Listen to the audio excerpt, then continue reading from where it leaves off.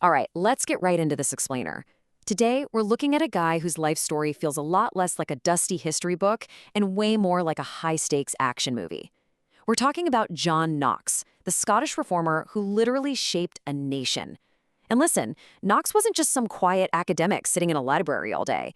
He was a fiery preacher, a literal former galley slave, and a man whose pure, unrelenting conviction completely turned the religious and political landscape of Scotland upside down. Actually, let's fast forward to the very end of his life for just a second. Picture his funeral in 1572. James Douglas, the 4th Earl of Morton, is said to have looked down at Knox's grave and declared, "Here lies one who never feared the face of man."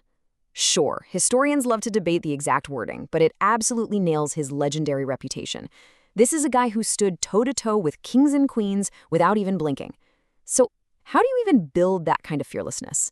Well, let's go back to the beginning. Part 1. A reluctant reformer awakens.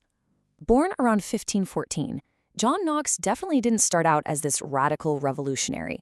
He was actually an ordained Roman Catholic priest from a pretty modest family who just started to wonder if the everyday practices of the church really lined up with what was in the Bible. That quiet questioning found a massive catalyst when he met George Wishart. Wishart was this charismatic Protestant reformer traveling around preaching salvation by grace through faith and telling everyday folks to go read the scriptures for themselves. Knox was so blown away by this message that he became one of Wishart's most die-hard supporters. I mean, he literally carried a giant two-handed sword just to act as Wishart's personal bodyguard. But then we hit 1546, and things get really dark. Wishart was arrested for heresy and suffered this horrific execution. He was burned at the stake. Now for Knox, this was the ultimate wake-up call. Watching his mentor die didn't scare him away. It completely radicalized his commitment to the Reformation. The switch was flipped, and there was absolutely no going back. Which brings us to part 2, slavery in the French galleys. Fast forward to 1547. Knox gets swept up in a castle siege. He's captured by French forces, completely stripped of his freedom, and sentenced to be a galley slave. 19 months. Just let that sink in for a second. For over a year and a half, Knox was chained to an oar. This wasn't some brief stint in a holding cell. This was a grueling, everyday fight for survival in the absolute abyss of 16th century naval warfare. You really have to understand what he was dealing with here. The conditions on these ships were beyond horrific. We're talking backbreaking forced labor, rotting food, rampant disease, and just the constant, terrifying threat of sea battles. You'd think this kind of crucible would totally break a person, right? But incredibly, the historical record shows that instead of crushing his spirit, this nightmare actually forged a completely unshakable, rock-solid faith. Part 3. Exile and the Geneva School. So Knox is finally released in 1549, but he couldn't catch a break. When Bloody Mary took the English throne and restored Catholicism, Knox was basically a wanted man and had to flee for his life. So put yourself in his shoes for a minute. Where do you go? You're on the run, enemies everywhere. Where do you find a safe haven to not just survive, but to actually sit down, refine your theology, and figure out your next move? He went to Geneva, and he absolutely loved it. He started working closely with his mentor, the famous theologian John Calvin. Knox was so energized by what he saw there that he called Geneva the most perfect school of Christ that ever was in the earth since the days of the apostles. That is some serious praise. In Geneva, he wasn't just reading books. He was absorbing a whole new blueprint for biblical preaching, church government, and Christian education. And that leads us to part 4, shaping the Scottish nation. It's 1559, and Knox makes this triumphant return to Scotland. He is armed with everything he learned in Geneva, ready to lead what was quickly becoming a massive Protestant movement. The year 1560 was just an absolute whirlwind. Things moved insanely fast. The Scottish Parliament officially rejects papal authority. Boom! Knox helps write the Scots Confession. Boom!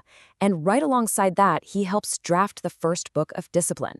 Just like that, the permanent foundations for the Church of Scotland were laid down in rapid succession.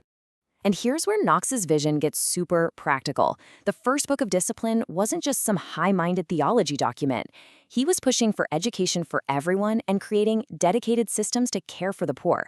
Even though the government didn't adopt all of this right away, you can see that Knox's vision went way beyond the pulpit. He was aiming for lasting social reform to lift up the entire nation.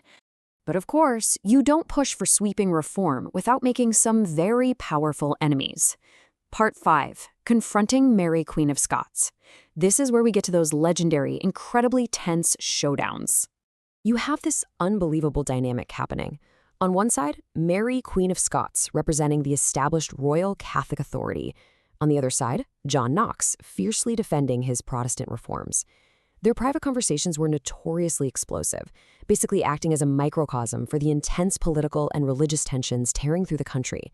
And impartially speaking, whether you agree with his theology or not, the history shows Knox simply refused to back down. He looked the monarchy right in the eye and preached exactly what he believed. Part 6. Legacy of the Fearless Preacher. John Knox passes away in 1572 at around 58 years old. But honestly, his death was just the starting line for his global impact. There's this famous quote traditionally attached to him that perfectly captures his fiery energy. "Give me Scotland or I die." Again, historians might quibble over whether he shouted those exact words, but everyone agrees that the sentiment is 100% accurate. It shows his total, uncompromising dedication to the spiritual renewal of his home. So, wrapping this up, what's the big takeaway for us in this explainer? Knox's life is proof that pure conviction can literally alter the trajectory of a whole nation. It's a reminder that it takes serious courage to stand up for your deeply held beliefs when the pressure is on. We see that strong communities rely on faithful teaching, and that real leadership means investing in education and caring for the vulnerable. Ultimately, his ideas didn't just stay in Scotland. They spread like wildfire to North America, Asia, Africa, and beyond. Which brings us to our final thought. After looking at a guy whose character was forged in a galley ship and tested in the halls of royalty, we're left with a pretty heavy question that echoes right down to us today. What convictions are you willing to stand for?